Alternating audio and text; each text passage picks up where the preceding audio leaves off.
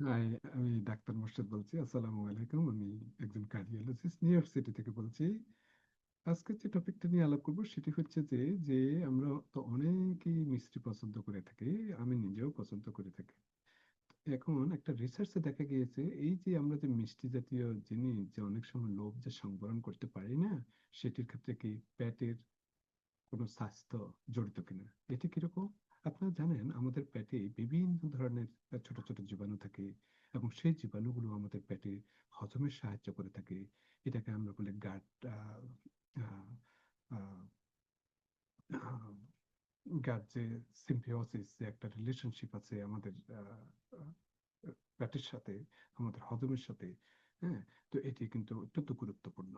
তো আহ, এই জীবাণুগুলো আপনার অনেক সময় ওদেরকে বাঁচতে হলে ওরা অনেক শর্করার প্রয়োজন মনে করে থাকে।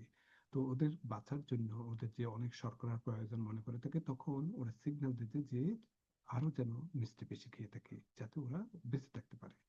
তো এই জন্য অনেক সময় একটা সিগন্যাল দিয়ে থাকে ব্রেনকে যে মিষ্টির প্রতি দুর্বলতাটা যাতে আর একটু বেশি হয়ে থাকে, যাতে আমরা বেশি মিষ্টি খেয়ে থাকি।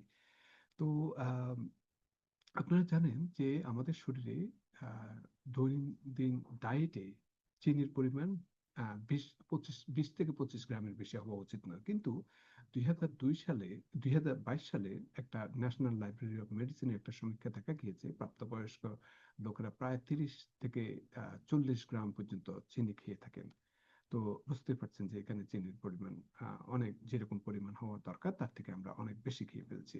তো এই যে আমরা যে বেশি মিষ্টি খেয়ে ফেলে থাকি এবং এতে পাকস্থলীতে যে অসংখ্য জীবাণু আছে এবং তাদের সার্ভাইভের জন্য কিন্তু এই মিষ্টিটা, এই কার্বোহাইড্রেটটা প্রয়োজন। এটাকে গাট ডিসবায়োসিস বলে থাকি। তো এরকম অবস্থায় যদি বেশি মিষ্টি খেয়ে থাকেন তখন অনেক সময় যে এই জীবাণুগুলি আহ, যদিও এটা সার্ভাইভ করতে পারে কিন্তু আপনাদের পেটের স্বাস্থ্য কিন্তু অনেক সময় খারাপ হতে পারে। তা অতিরিক্ত শর্করা থেকে বাঁচতে হলে কয়েকটি লক্ষণ আপনাকে খেয়াল রাখতে হবে। সেই লক্ষণগুলো কি?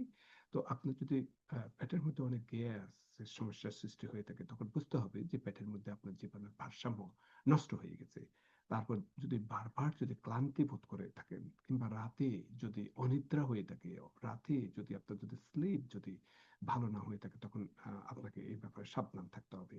তারপর ঘন ঘন যদি মুড সুইং হয়ে থাকে, আহ, আপনি স্বভাবের বাহিরে যদি একটু খিটখিটে মেজাজ হয়ে থাকেন তাহলে বুঝতে হবে যে হয়তো আপনার পেটে সমস্যা, মানে সেরোটোনিনের ভারসাম্য আহ, আহ, বিঘ্নিত হয়েছে।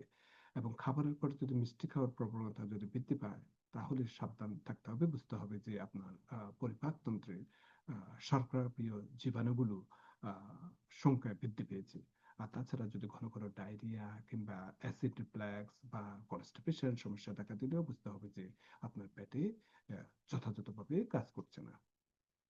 তো আজকে এই পর্যন্ত। Thank you.